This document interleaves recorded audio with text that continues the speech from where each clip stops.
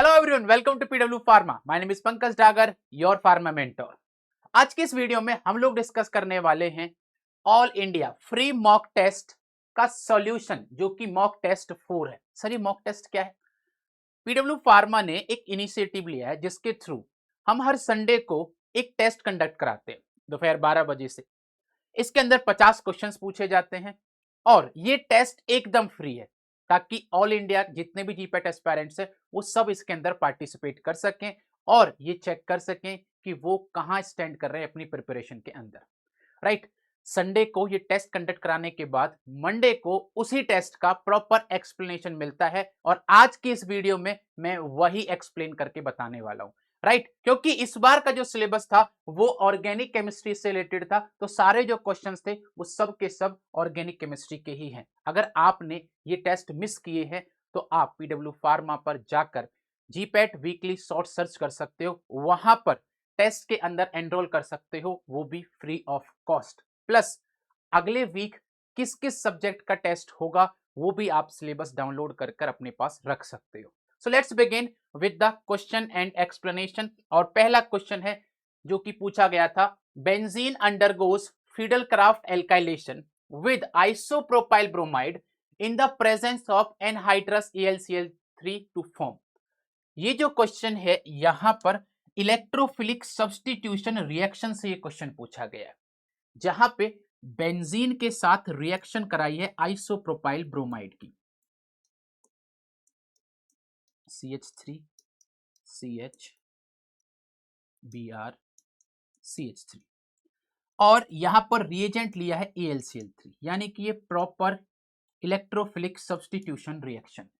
ऐसी रिएक्शन में क्या होता है, सबसे पहले स्टेप के अंदर जनरेशन ऑफ इलेक्ट्रोफाइल होता है। इलेक्ट्रोफाइल कैसे जनरेट होगा, यहां से ये जो Br है ये बाहर निकल जाएगा और एक इलेक्ट्रोफाइल बनेगा एल्काइल ग्रुप का, ये कार्बोकेटाइन, ये इलेक्ट्रोफाइल की तरह काम करेगा और यही जाकर इस बेंजीन रिंग के ऊपर अटैक करेगा। जब ये बेंजीन रिंग के ऊपर अटैक करेगा तो यहाँ पे आपको क्या होगा सर, ये आइसोप्रोपाइल ग्रुप जो होगा वो बस कनेक्ट हो जाएगा। जैसे ही ये आइसोप्रोपाइल ग्रुप कनेक्ट होगा उसी को हम क्यूमीन बोलते हैं, यानी कि ऑप्शन सी जो है वो करेक्ट है। आइसोप्रोपाइल बेंजीन इसके अंदर बनेगा जिसको हम क्यूमीन बोलते हैं। तो सही आंसर क्या होगा, क्यूमीन।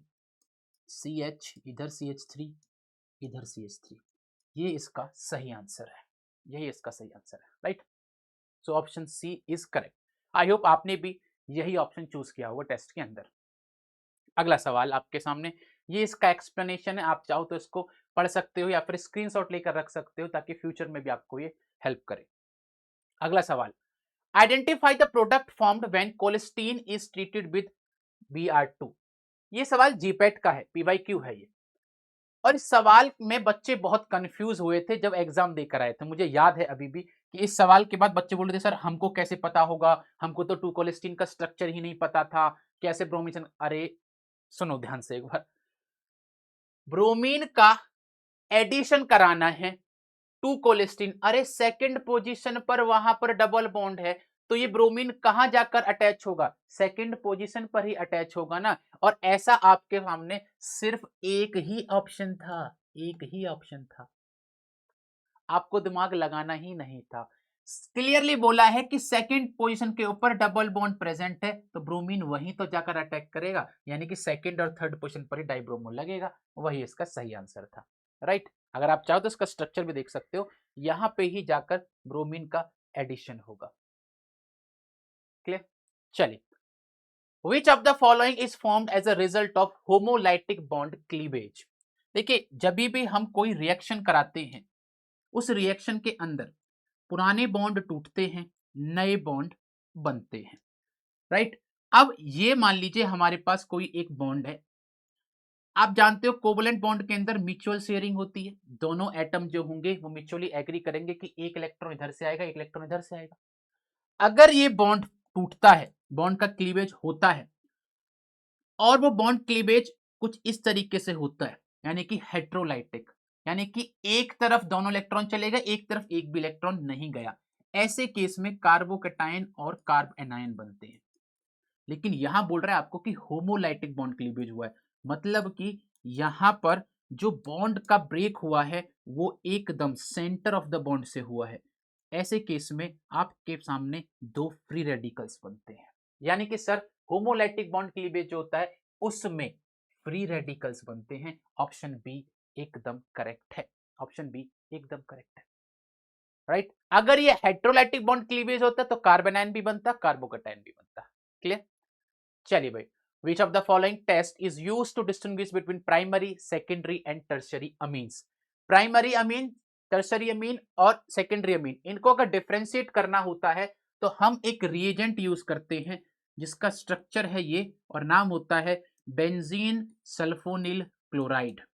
Benzene sulphonyl chloride. इसी से हमको पता चलता है कि हमारे पास जो अमीन है वो प्राइमरी है, सेकेंडरी है कि टर्शरी है। Benzene sulphonyl chloride.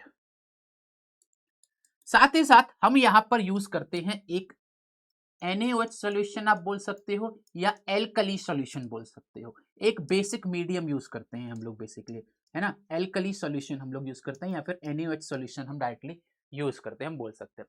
इसमें क्या कराते हैं हम लोग, बेंजीन सल्फोनिल क्लोराइड की रिएक्शन कराते हैं प्राइमरी अमीन के साथ, सेकेंडरी अमीन के साथ और टर्शरी अमीन के साथ। जब प्राइमरी अमीन के साथ कराते हैं तो बेंजीन सल्फोनिल क्लोराइड रिएक्ट करता है बहुत अच्छे से और जो प्रोडक्ट बनकर आता है वो एल्कली सॉल्यूशन में सोल्यूबल होता है। सेकेंडरी अमीन के केस में क्या होता है कि बेंजीन सल्फोनिल क्लोराइड जो है वो रिएक्ट तो करता है सेकेंडरी अमीन के साथ, लेकिन जो प्रोडक्ट बनकर आता है वो एल्कली सॉल्यूशन में सोल्यूबल नहीं होता है। और जब हम टर्शरी अमीन्स की बात करते हैं वो इस बेंजीन सल्फोनिल क्लोराइड के साथ रिएक्ट ही नहीं करते हैं। ऐसे केस से हमको पता चलता है कि आपका जो सैंपल है वो प्राइमरी अमीन है, सेकेंडरी अमीन है कि टर्शरी अमीन है। तो यहां पर हमको पता चला कि कौन सा टेस्ट होता है सर, वो टेस्ट होता है हिंसबर्ग टेस्ट। टेस्ट का नाम है हिंसबर्ग टेस्ट, राइट। कार्बाइल अमीन टेस्ट जो होता है ये सिर्फ और सिर्फ प्राइमरी अमीन्स को आइडेंटिफाई करने के लिए यूज होता है। टॉलन टेस्ट एल्डिहाइड्स के लिए यूज होता है, बायूरिट टेस्ट प्रोटीन के लिए यूज होता है, राइट। तो एक टेस्ट बचा हमारे पास हिंसबर्ग टेस्ट और उसका रिएजेंट क्या होता है, बेंजीन सल्फोनिल क्लोराइड, राइट। चलिए ये इसका एक्सप्लेनेशन है, आप चाहो तो इसका भी स्क्रीनशॉट लेकर अपने फ्यूचर रेफरेंस के लिए रख सकते हो। अगला सवाल है, which of the following compound does not exhibit cis trans isomerism? इनमें से कौन सा cis trans isomerism एग्जिबिट नहीं करता है, यानी कि किस में cis trans isomerism देखने को नहीं मिलता है, राइट। चलिए कितना अच्छा पिक्चर है यहाँ पे, एकदम खूबसूरती से दिखाया है कि बच्चा सवाल पूछ रहा है, राइट। चलिए सर, सिस ट्रांस आइसोमेरिज्म के लिए क्या इंपॉर्टेंट होता है, सबसे पहले इंपॉर्टेंट होता है sir restricted bond rotation. Restricted bond rotation बहुत जरूरी है, रेस्ट्रिक्टेड बॉन्ड रोटेशन ये बहुत जरूरी है।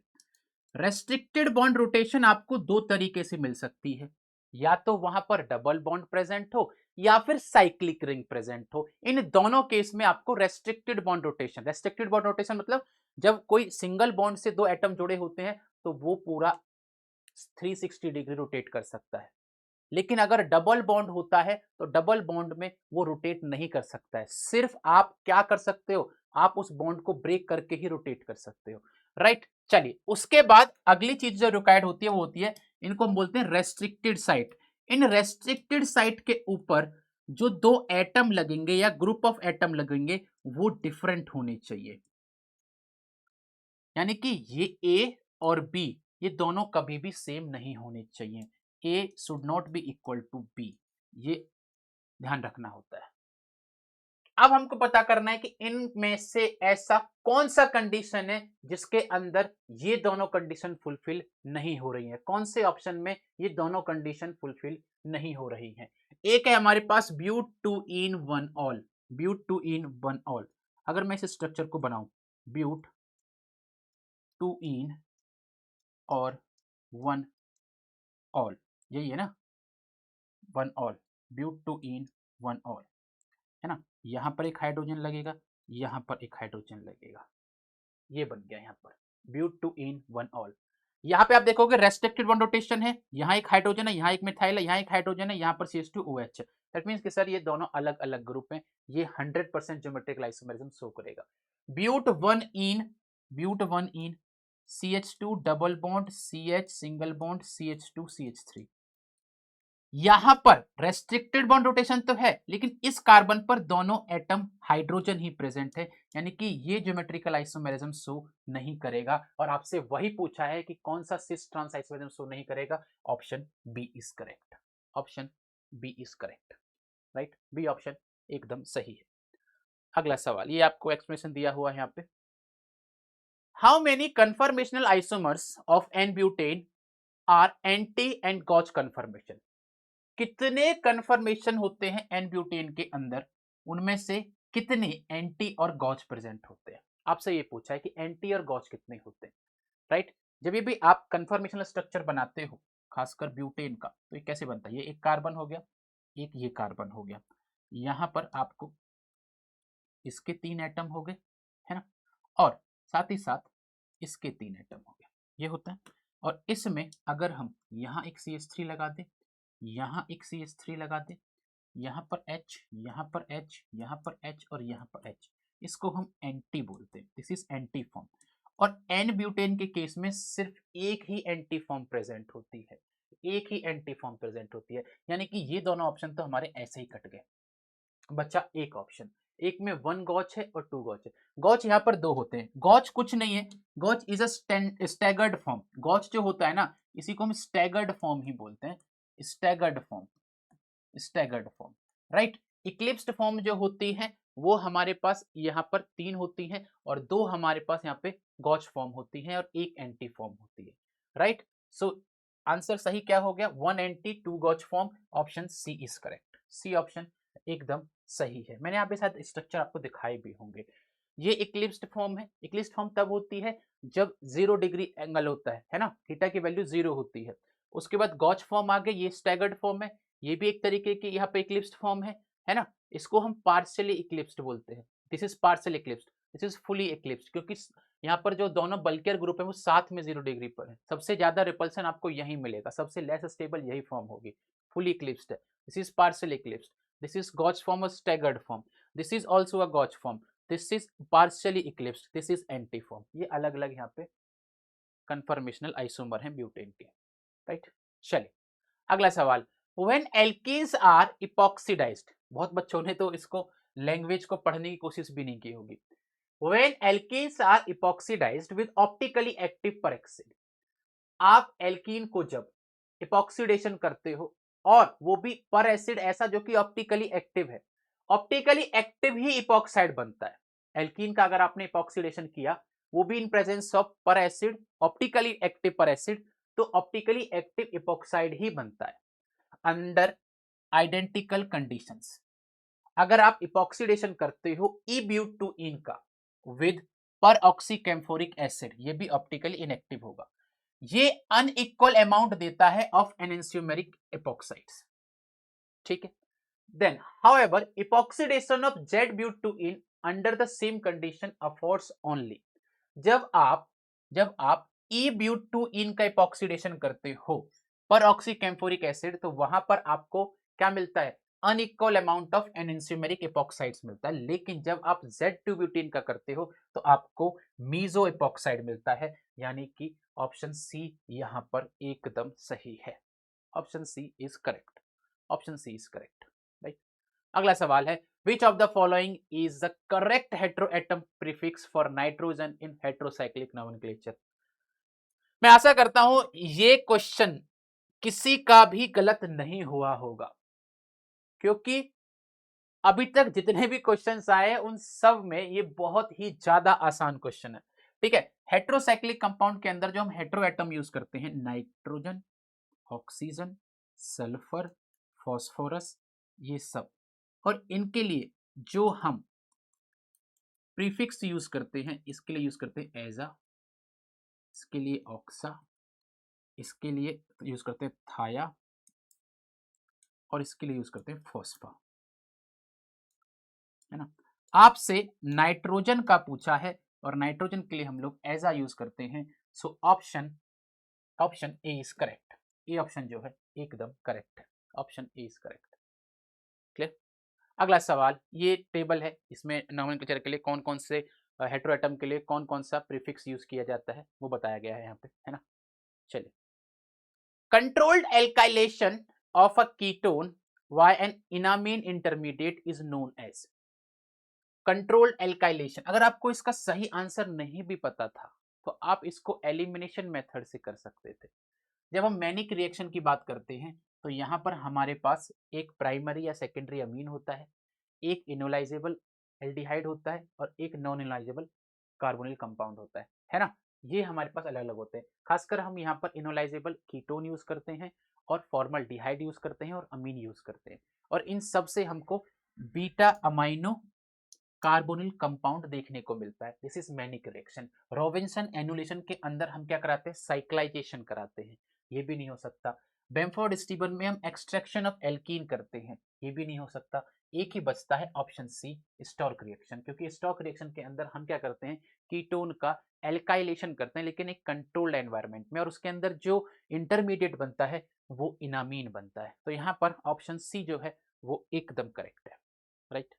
चलिए, Which of the following intermediate is involved in Reimer-Tiemann reaction? Reimer-Tiemann reaction के अंदर कौन सा intermediate involved होता है? Reimer-Tiemann reaction के अंदर हम फिनॉल की रिएक्शन कराते हैं क्लोरोफॉर्म के साथ in presence of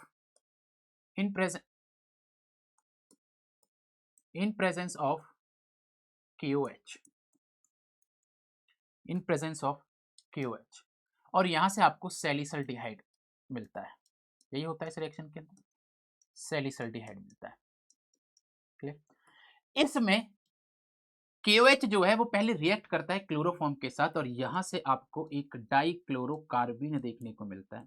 यही डाइक्लोरोकार्बिन जो होता है इलेक्ट्रोफाइल की तरह काम करता है और फिर जाकर यहाँ पर इलेक्ट्रोफिलिक सब्स्टिट्यूशन रिएक्शन होती है ना। और इसी से हमको यहाँ पर पूछा है कि इंटरमीडिएट क्या होता है, इंटरमीडिएट होता है ऑप्शन बी, डाइक्लोरोकार्बिन, डाइक्लोरोकार्बिन। तो यही यहाँ पर सही आंसर है इसका। अगला सवाल दोस्तों, the major product obtained on ozonolysis of 2-ब्यूटीन इज। अगर आप 2-ब्यूटीन का ओजोनोलिसिस करते हो तो स्ट्रक्चर बनाता हूं मैं आपके सामने। ये 2-ब्यूटीन का स्ट्रक्चर है। इसका अगर आप ओजोनोलिसिस करोगे तो यहां से आपको जो ओजोनोइड बनेगा वो कुछ ऐसा बनेगा,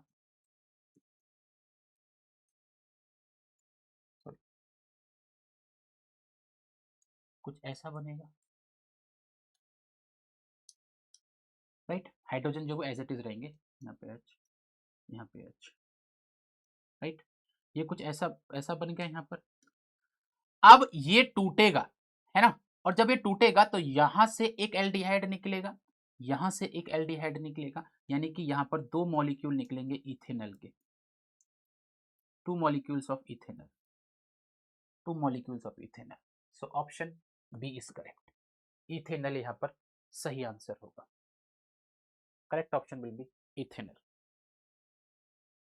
अगला, which of the following reaction is used to convert a primary amine into alcohol? बहुत ही आसान क्वेश्चन है ये।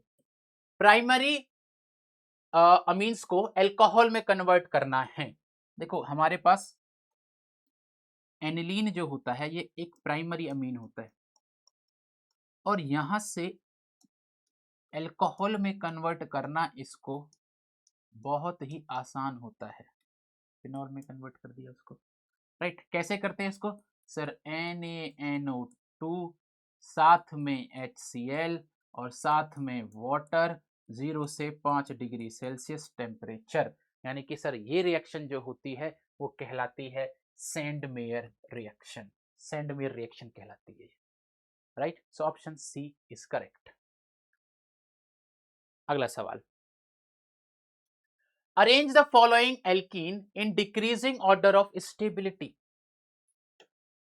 मैंने आपको पढ़ाया है हाइपर कॉन्जुगेशन के अंदर जितना ज्यादा सब्स्टिट्यूशन एल्कीन के ऊपर उतनी ज्यादा स्टेबिलिटी, क्योंकि सब्स्टिट्यूशन से नंबर ऑफ अल्फा हाइड्रोजन बढ़ते हैं जिसकी वजह से उसका हाइपर कॉन्जुगेटिव स्ट्रक्चर्स बढ़ जाते हैं, राइट। तो यहां पर अगर आप देखोगे तो it is very obvious, first you have to find कि number of hyper conjugative structures कितने पॉसिबल हैं? आपके सामने ट्रांस टू ब्यूटीन है, सिस टू ब्यूटीन है, आइसोब्यूटीन है, ब्यूट 1 ईन है। अगर आप यहाँ ध्यान से देखोगे ब्यूट 1 ईन के अंदर, ब्यूट 1 ईन में कैसे होगा? CH2 double bond, CH single bond, CH2 CH3। यहां पर अल्फा हाइड्रोजन कितने हैं सर? अल्फा हाइड्रोजन है 2 बस। और आइसोब्यूटीन, सिसब्यूटीन और ट्रांसब्यूटीन में अल्फा हाइड्रोजन 6 होते हैं। यानी कि सर ब्यूट 1 ईन तो सबसे लास्ट में आने वाला है। एक ऑप्शन तो आपका ये कट गया, एक ऑप्शन तो ये कट गया, है ना। अब इन तीनों में से कोई एक ऑप्शन है।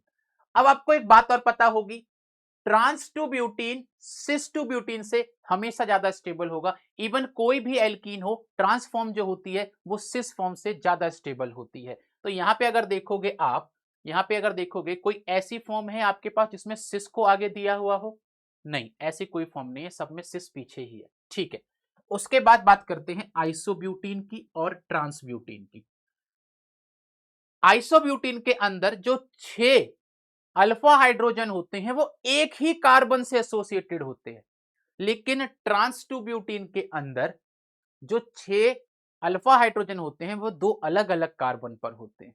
तो आइसोब्यूटीन के केस में एक ही कार्बन पर 6 अल्फा हाइड्रोजन होने की वजह से वो ज्यादा स्टेबल होता है in comparison to trans two butene. यानी कि सर ऑर्डर ये बनेगा आइसोब्यूटीन, देन ट्रांस, फिर सिस और फिर but 1 ene. So option D is correct. Option D जो है एकदम सही है यहां पर।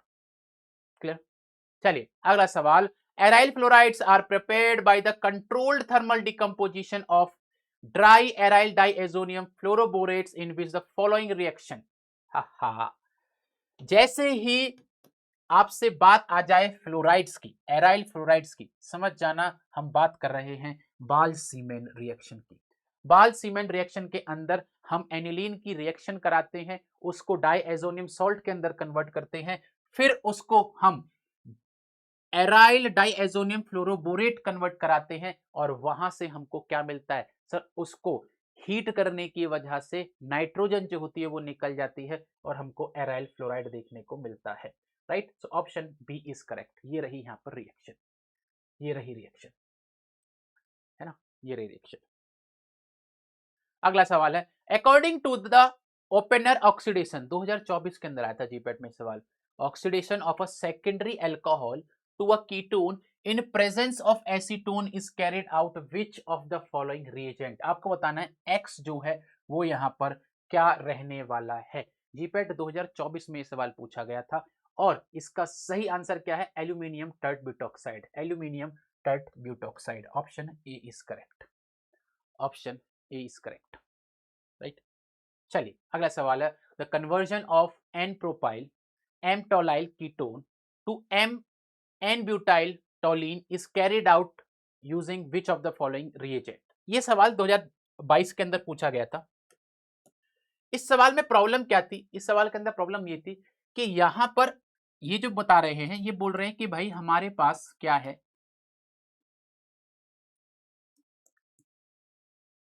ऑर्थोमेटा CH3, ये एक कंपाउंड है और इस कंपाउंड को हम कन्वर्ट कर दे रहे हैं इसमें।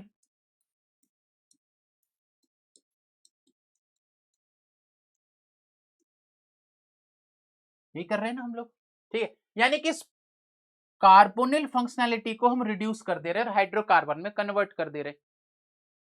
सर ये काम तो जिंक अमलगम यानी कि क्लीमेंसन रिएक्शन से भी हो सकता है और यही काम हमारा हाइड्राजीन और NaOH से भी हो सकता है वुल्फ किश्नर रिएक्शन के थ्रू। यानी कि सर ये तो दोनों ऑप्शन सही होने चाहिए थे। यही यहां पे प्रॉब्लम थी सवाल के अंदर। इसमें ये ऑप्शन भी सही है, ये ऑप्शन भी सही है, हम इन दोनों तरीके से इसको रिड्यूस कर सकते हैं। राइट, सो ऑप्शन ए भी सही है और सी भी सही है, क्योंकि हम कार्बोनिल फंक्शनैलिटी को रिड्यूस कर सकते हैं हाइड्रोकार्बन में क्लीमेंसन रिडक्शन से भी, वुल्फ किश्नर से भी। राइट, चलिए identify the product of the following reaction. Identify the product, ये सवाल भी जीपैट 2021 में पूछा गया था। मुझे जहां तक लग रहा है ये सवाल हो सकता है ये शायद ऐसे था जो एग्जाम में था, शायद उससे कोई फर्क नहीं पड़ता है, हम दोनों तरीके के आंसर को डिस्कस कर लेंगे, कोई फर्क नहीं पड़ता उससे। ऐसे था, अगर ये सवाल ऐसे था, ऐसे केस में सिर्फ और सिर्फ कार्बोनिल फंक्शनैलिटी जो है यहां पर, यानी कि सर ये ऑक्सीजन जो है ये हट जाएगा और इसकी जगह 2 हाइड्रोजन लग जाएंगे, तो इसका सही जवाब होगा ए, इसका सही जवाब होगा ए, साइक्लोपेंटाडाइईन। अगर ये सवाल ऐसे था तो इसका सही जवाब होगा साइक्लोपेंटेन, बस साइक्लोपेंटेन, राइट। हमको इतना पता है कि सर ये एक वुल्फ किस्नर रिडक्शन रिएक्शन का रिएजेंट है और इसमें कार्बोनिल फंक्शनैलिटी जो है वो हट जाएगी और वहां पर 2 हाइड्रोजन उसके साथ लग जाएंगे। रिंग चाहे वो हो चाहे ये हो, हमको उससे कोई मतलब नहीं है। रिंग वो होगी तो वो एज इट इज रहेगी, ये होगी तो ये एज इट इज रहेगी, right. So option A is correct. अगला सवाल, pyridine upon catalytic hydrogenation in the presence of platinum at 25 degree Celsius and 3 atomic pressure. Basically hydrogenation करा रहे हैं पायरिडीन का, और अगर आप पायरिडीन का हाइड्रोजनेशन कराओगे तो वहां पर वो एक सैचुरेटेड रिंग बनाएगा, और जो सैचुरेटेड रिंग होती है उसको हम पाइपेरिडीन बोलते हैं। क्या बोलते हैं? पाइपेरिडीन बोलते हैं। ऑप्शन ए इज करेक्ट, ये ऑप्शन एकदम सही है। अगला सवाल, what is the name of 4-membered fully saturated heterocyclic ring containing 1 oxygen atom? 4-membered fully saturated containing oxygenous heteroatom। सबसे पहली चीज इसको अगर देखोगे, ऑक्सा, ऑक्सा आएगा प्लस, क्योंकि ये 4-membered रिंग है, 4-membered के लिए हम ईटी यूज करते हैं, प्लस क्योंकि ये सैचुरेटेड है और विदाउट नाइट्रोजन है तो उसके लिए हम सफिक्स यूज करते हैं एन। पहला ये जो वो लोग काट देंगे इसको, ऑक्स इटेन, ये नाम बन जाएगा इसका। हाँ, अगर ये कैसी होती, अनसैचुरेटेड होती, तो ऐसे केस में इसका नाम बनता ऑक्सीट, राइट। तो क्योंकि हमसे पूछा है सैचुरेटेड है तो oxetane, option D is correct. Clear. उसके बाद अगला सवाल, The directing effect of an activating or deactivating substituent on incoming electrophile in an aromatic ring is strongest at। ये हमारे पास कोई एक बेंजीन रिंग है, इस पर हमने कोई एक सब्स्टिट्यूएंट लगाया हुआ है, ये सब्स्टिट्यूएंट इस रिंग से इलेक्ट्रॉन खींच भी सकता है, इलेक्ट्रॉन डोनेट भी कर सकता है, उसी की वजह से हम इसको रिंग एक्टिवेटर और रिंग डीएक्टिवेटर बोलते हैं। लेकिन इसका जो इफेक्ट होता है वो सबसे ज्यादा ऑर्थो और पैरा पोजीशन पर ही आता है, राइट। तो सबसे ज्यादा जो इसका स्ट्रॉन्गेस्ट इफेक्ट होता है वो ऑर्थो और पैरा पोजीशन पर होता है। So option D is correct, option D जो है वो एकदम सही है। How many optical isomers are possible for lactic acid? Lactic acid के अंदर एक कायरल कार्बन प्रेजेंट होता है, और जब एक कायरल कार्बन प्रेजेंट होता है तो उसके 2 ऑप्टिकल आइसोमर्स पॉसिबल है। So option A is correct. Formula क्या होता है? 2 की पावर n 2 की पावर 1 यानी कि 2। क्लियर। चलिए, during the determination of the configuration of glucose, Fischer subjected negative arabinose to rough degradation.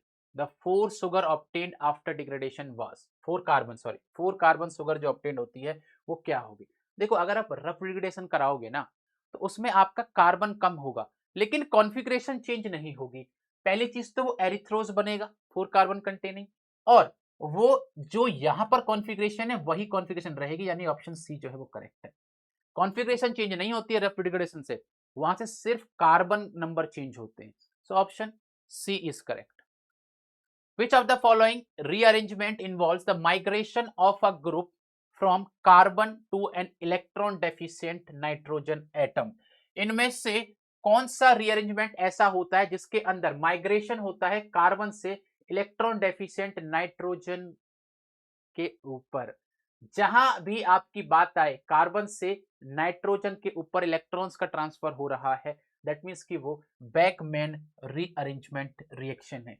Pinacol पिनाकोलोन के अंदर कार्बोकैटायन बनता है और कार्बन से इलेक्ट्रॉन डेफिशिएंट कार्बन के ऊपर इलेक्ट्रॉन का ट्रांसफर होता है। बेयर बिलीगर के अंदर कार्बन से इलेक्ट्रॉन डेफिशिएंट ऑक्सीजन के ऊपर ट्रांसफर होता है इलेक्ट्रॉन का। सो ऑप्शन डी जो है यहाँ पर एकदम सही है।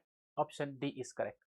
When trans two butene is treated with bromine, anti addition of bromine produces meso 2,3 dibromobutane. Which of the following statement best describe the reaction?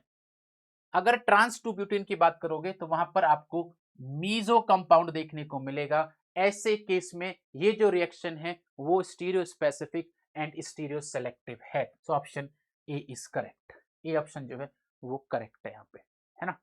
जब भी एक रिएक्शन के अंदर एक स्टीरियो केमिस्ट्री के हिसाब से ही प्रोडक्ट बनेगा। अगर हमने यहाँ पर सिस टू ब्यूटेन लिया तो प्रोडक्ट अलग बनेगा, ट्रांस टू लिया तो अलग बनेगा। यानी कि ऐसी रिएक्शन जो होती है वो स्टीरियो स्पेसिफिक और स्टीरियो सिलेक्टिव रिएक्शन होती है, राइट। चलिए,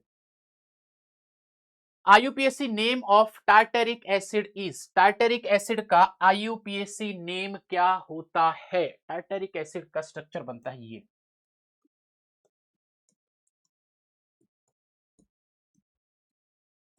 ये टार्टरिक एसिड का स्ट्रक्चर होता है।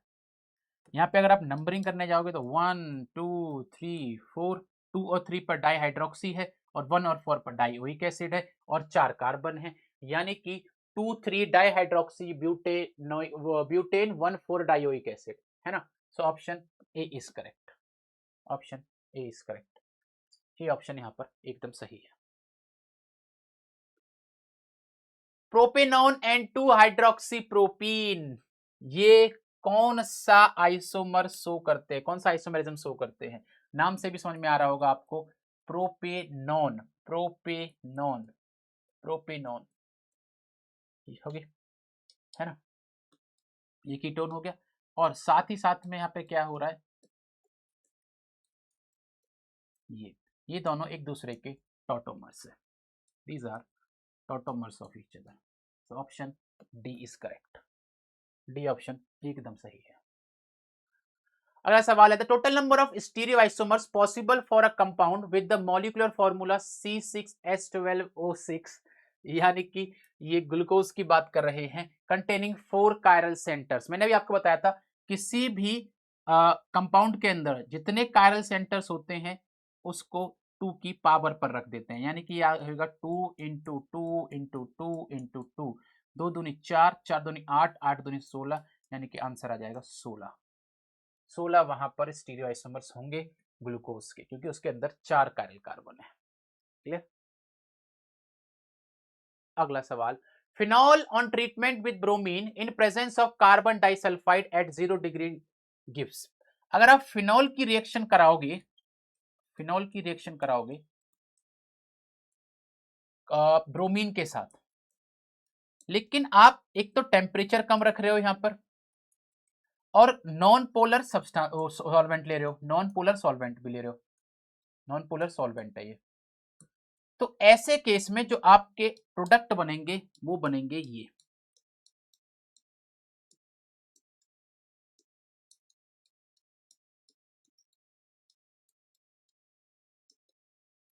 दोनों प्रोडक्ट बनेंगे।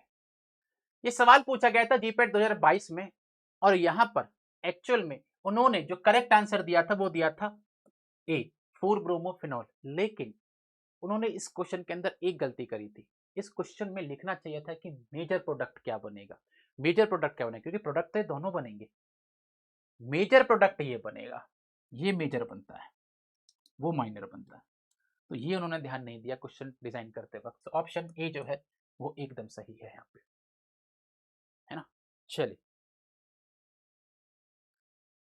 विच of the following compound is most easily nitrated using a mixture of HNO3 and H2SO4। अगर आपको किसी कंपाउंड को नाइट्रेशन कराना है बेसिकली, है ना, यहाँ पर आपके सामने तीनों बेंजीन कंटेनिंग कंपाउंड है। आपको ये देखना होगा कि कौन सा सब्स्टिट्यूएंट इनमें से इलेक्ट्रॉन डेंसिटी को इंक्रीज करेगा। जो इलेक्ट्रॉन डेंसिटी को बेंजीन के ऊपर इंक्रीज करेगा वो इलेक्ट्रोफिलिक सब्स्टिट्यूशन रिएक्शन को इंक्रीज करेगा। बेसिकली इलेक्ट्रॉन डोनेटिंग ग्रुप जो होते हैं वो electrophilic substitution reaction of benzene के रेट को इंक्रीज करते हैं।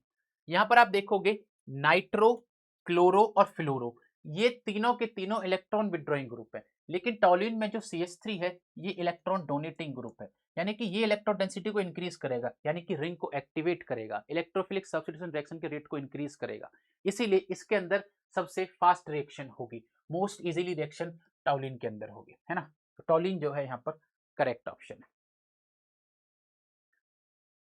अगला सवाल, the correct order of orientation major product formation in the sulphonation of toluene is, हा यहाँ पे क्या करा रहे हैं कि टॉल्यूइन के अंदर सल्फोनेशन करा रहे हैं, टॉल्यूइन जो कि रिंग को एक्टिवेट भी करता है, तो उसमें जो प्रोडक्ट बनेंगे उनकी मेजोरिटी के हिसाब, मतलब मेजर प्रोडक्ट क्या बनेगा, माइनर क्या बनेगा और उससे भी कम प्रोडक्ट क्या बनेगा। तो पैरा प्रोडक्ट जो होते हैं वो मेजर होते हैं क्योंकि उनकी सिमेट्री जो होती है वो अच्छी होती है, इजीली वो फॉर्म होते हैं, ठीक है। प्लस वहां पर दो बल्कियर ग्रुप जो होते हैं आपस में अगर आसपास आते हैं तो उनके अंदर रिपल्सन भी होता है। उसके बाद 2 मिथाइल बेंजीन सल्फोनिक एसिड और उसके बाद मेटा मिथाइल या फिर 3 मिथाइल बेंजीन सल्फोनिक एसिड, यानी कि ऑप्शन ए जो है वो करेक्ट है। पैरा प्रोडक्ट जो होते हैं वो हमेशा मेजर बनते हैं क्योंकि उनकी सिमेट्री जो होती है वो बेहतर होती है, राइट।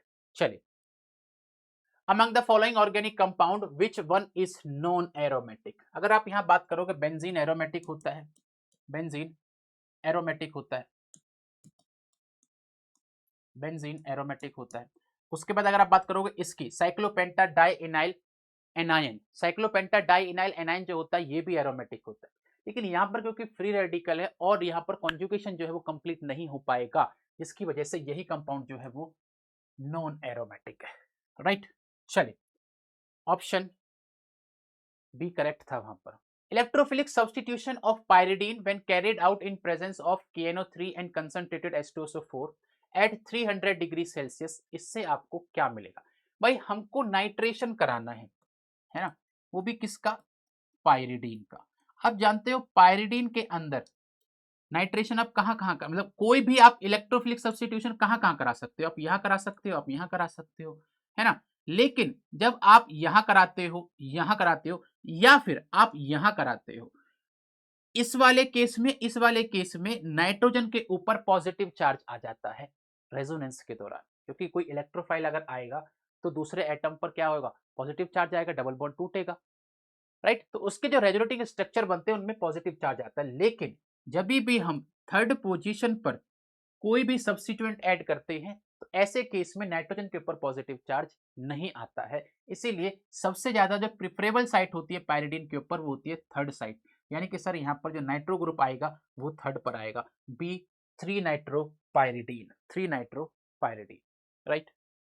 चलिए, the major product formed in the following norpyrrole synthesis is, norpyrrole synthesis के अंदर कौन सा इनमें से मेजर प्रोडक्ट बनेगा, major product will be 2 methyl 2 methyl 2 methyl 1H pyrrole, 2 methyl 1H pyrrole,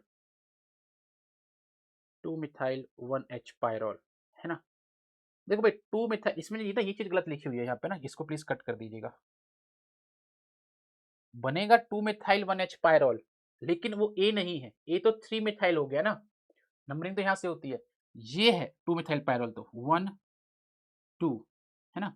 तो option B is correct, B option सही है, यहाँ पे बी ऑप्शन सही है, ओके। चलिए, which of the following aryl halides undergo fastest SN1 reaction, SN1 reaction के अंदर कार्बोकैटायन बनता है और कार्बोकैटायन की स्टेबिलिटी कैसे होती है, 3 डिग्री 2 डिग्री 1 डिग्री, यानी कि सर टर्शरी मिथाइल, अगर टर्शरी एल्काइल हैलाइड अगर होगा तो वो फास्ट रिएक्शन देगा, so option C is correct, option C जो है वो एकदम सही है, ऑप्शन सी एकदम सही है। A compound contains 2 chiral centers and exhibits only 3 stereoisomers, this indicates the presence of, एक कंपाउंड के अंदर 2 chiral सेंटर होंगे, 2 की power 2 is equal to 4 stereo isomers आने चाहिए थे, लेकिन ये बोल रहे हैं कि उसके 3 ही स्टीरियो आइसोमर है। अगर ऐसा केस है तो वहां पर पक्का कोई मेजो कंपाउंड फॉर्म हो रहा होगा, जैसा कि टार्टरिक एसिड के अंदर होता है ना। So option C is correct, option C is correct. नोवेंजाइल रिएक्शन जो होती है इसके अंदर हम कंडेंसेशन रिएक्शन कराते हैं एल्डिहाइड की और एक एक्टिव मिथिलीन कंपाउंड की, और ये रिएक्शन जो है वो एक बेस की प्रेजेंस में होती है। सो ऑप्शन बी जो है यहाँ पर एकदम सही है, option B is correct. Clear? चलिए अगला सवाल, the suffix used for a 5 membered saturated heterocyclic ring without a nitrogen atom. आपके पास एक 5 मेंबर्ड सैचुरेटेड रिंग है और कोई नाइट्रोजन नहीं है, मान लो ऑक्सीजन है, तो ऐसे केस में आप सफिक्स क्या यूज करोगे? 5 मेंबर्ड के लिए ओल यूज करोगे क्योंकि ये सैचुरेटेड है तो एन यूज करोगे, है ना। अगर ये ऑक्सीजन होता तो ऑक्सओलेन, ये इसका नाम होता, है ना। So option C is correct, ओलेन, ओलेन हम लोग यूज करेंगे, राइट। कोई बच्चा हमको ये भी बोल सकता है सर यहाँ पर आपसे सिर्फ और सिर्फ सफिक्स के बारे में पूछा था, तो सही आंसर तो यहाँ पर डी होना चाहिए। बिल्कुल आप लगा सकते हो उसको भी, क्योंकि आपसे यहाँ पर सिर्फ सफिक्स के बारे में बात की है, वर्ड रूट के बारे में बात नहीं की थी, तो यहाँ पर डी ऑप्शन जो है वो ज्यादा एक्यूरेट होगा, डी ऑप्शन ज्यादा एक्यूरेट होगा, क्योंकि हमसे सिर्फ सफिक्स की बात की थी, सिर्फ और सिर्फ सफिक्स की बात की थी हमसे, है ना। So option D is correct. Clear? Basically हमको कॉन्सेप्ट पता रहना चाहिए, कॉन्सेप्ट क्या होता है। Which stereochemical outcome is observed in SN2 reaction? SN2 reaction जब होती है तो यहां पर जो न्यूक्लियोफाइल होता है वो बैक साइड अटैक करता है, क्योंकि फ्रंट से जो हमारा हेलाइड होता है, जो लीविंग ग्रुप होता है, उस पर भी नेगेटिव चार्ज होता है, न्यूक्लियोफाइल पर भी नेगेटिव चार्ज होता है, तो दोनों एक दूसरे को रिपेल करते हैं, इसलिए हमेशा बैक साइड अटैक होता है।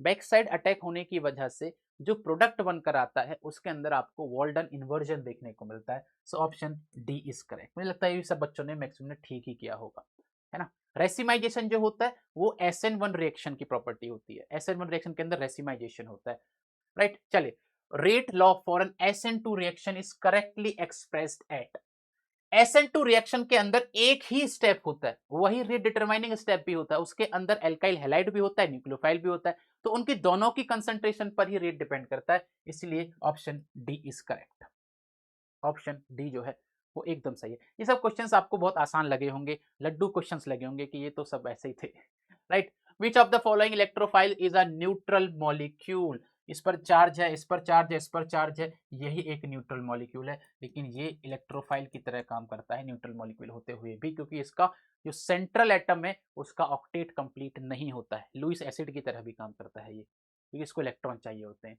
The IUPAC nomenclature, the suffix oic acid denotes which of the following functional group, and correct answer is carboxylic acid, है ना। ये सब आपको कॉन्फिडेंस बिल्ड करने के लिए क्वेश्चन है, ताकि आपका कॉन्फिडेंस थोड़ा बिल्ड हो।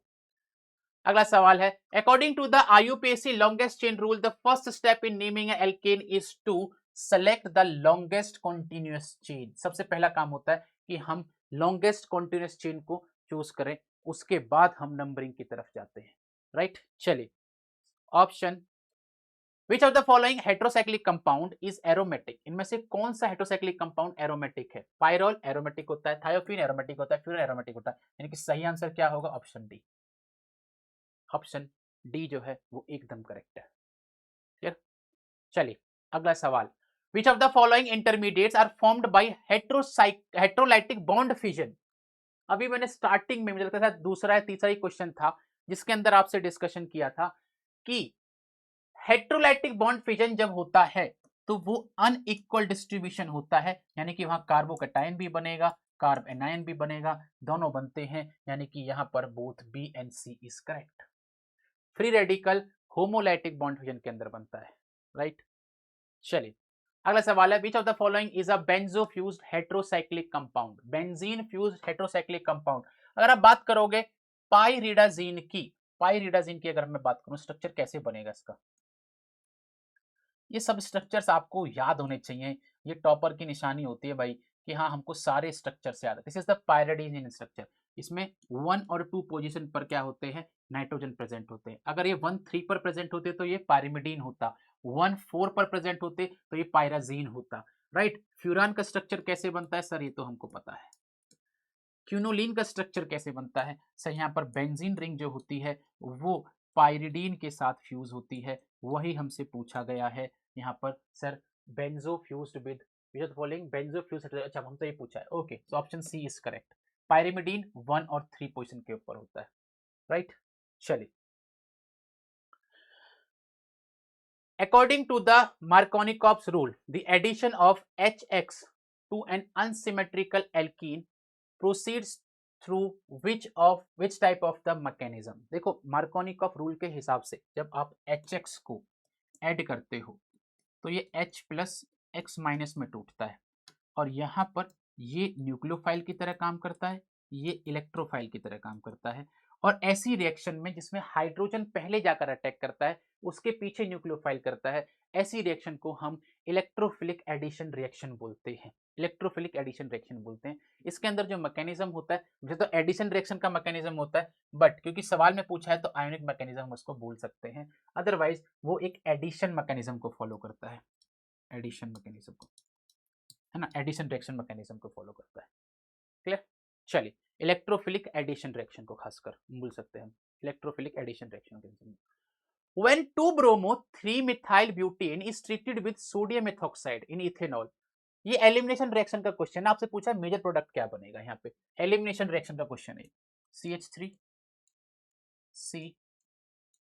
C डबल बॉन्ड, यहाँ CH3, इधर H, इधर CH3, ये कंपाउंड है, सॉरी, अच्छा आपसे क्या, अच्छा ये तो मैंने प्रोडक्ट ही बना दिया, ये प्रोडक्ट बनेगा 2-bromo-3-methyl-butane, ओके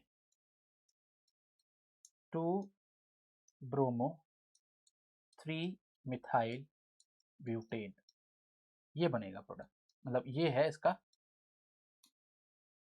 सबस्ट्रेट। यहां से हम लोग रिएक्शन करा रहे हैं एल्कोहलिक, क्या है, सोडियम इथॉक्साइड है ना, सोडियम इथॉक्साइड के साथ, सोडियम इथॉक्साइड। अरे भाई साहब, सोडियम इथॉक्साइड, है ना।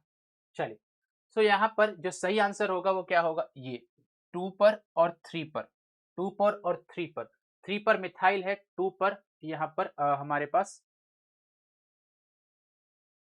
यही बनेगा ना इसमें, हाँ ऑप्शन क्यों नहीं है, 2-methyl-butene, ओके हाँ ये ना 2-methyl-butene, हम इधर से करेंगे numbering 1 2 3 4, 2-methyl-butene, 2-methyl-butene, option A is correct, option ए जो है करेक्ट है यहाँ पे, 2-methyl-butene, राइट। चलिए, Which of the following compound exhibits geometrical cis-trans isomerism? इनमें से कौन सा cis-trans यानी कि ज्योमेट्रिकल आइसोमेरिज्म शो करेगा? सर रेस्ट्रिक्टेड बॉन्ड रोटेशन होता है, और यहाँ पर रेस्ट्रिक्टेड साइड के ऊपर दोनों एटम जो होते हैं वो डिफरेंट होते हैं, ब्यूटेन करेक्ट आंसर है यहाँ पे, मैं पहले भी डिस्कस कर चुका हूँ इसको। विच of the following pair of compound exhibit chain isomerism? Chain isomerism के अंदर क्या होता है, मॉलिक्यूलर फॉर्मूला सेम होगा, लेकिन जो नंबर ऑफ एटम है पेरेंट चेन के अंदर वो अलग होंगे। तो ऐसे केस में हमारे पास जो ब्यूटेन और आइसोब्यूटेन है, देखो ये ब्यूटेन का structure CH3 CH2 CH2 CH3 है ना, ये एन ब्यूटेन होगा, यहाँ पर पेरेंट चेन के अंदर 4 कार्बन है, लेकिन इसी का सेम मॉलिक्यूलर फॉर्मूला को मैं ऐसे भी लिख सकता हूं, 2-methyl propane, molecular formula same है लेकिन number of atom in parent chain is different. That means कि सर ब्यूटेन और आइसोब्यूटेन, 2-methyl प्रोपेन को हम आइसोब्यूटेन भी बोलते हैं। So option A is correct, option A is correct, right. चलिए, in Beckmann rearrangement which group migrates from the oxime to form rearranged product? Beckmann rearrangement reaction के अंदर कौन सा ग्रुप माइग्रेट करता है? बैकमैन रीअरेंजमेंट रिएक्शन में हमारे पास 2 group होते हैं, और जो ग्रुप हमारा एंटी पोजीशन पर रहता है वही ग्रुप माइग्रेट करता है। तो group anti to the hydroxyl group migrates, option B is correct, option B जो है वो एकदम सही है। तो दोस्तों ये 50 क्वेश्चंस थे आपके इस हफ्ते के वीकली टेस्ट के अंदर।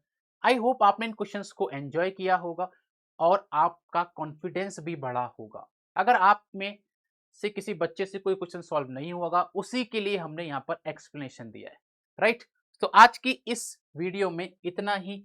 अब आपको क्या करना है सर, आपको अगले वीक कौन से सब्जेक्ट का टेस्ट होगा उसको प्रिपेयर करना स्टार्ट कर देना। सिलेबस आपको मिल जाएगा जहां आपने टेस्ट दिया होगा। So that's it from my side. Thank you so much for joining. We will meet in some other video. Thank you everyone.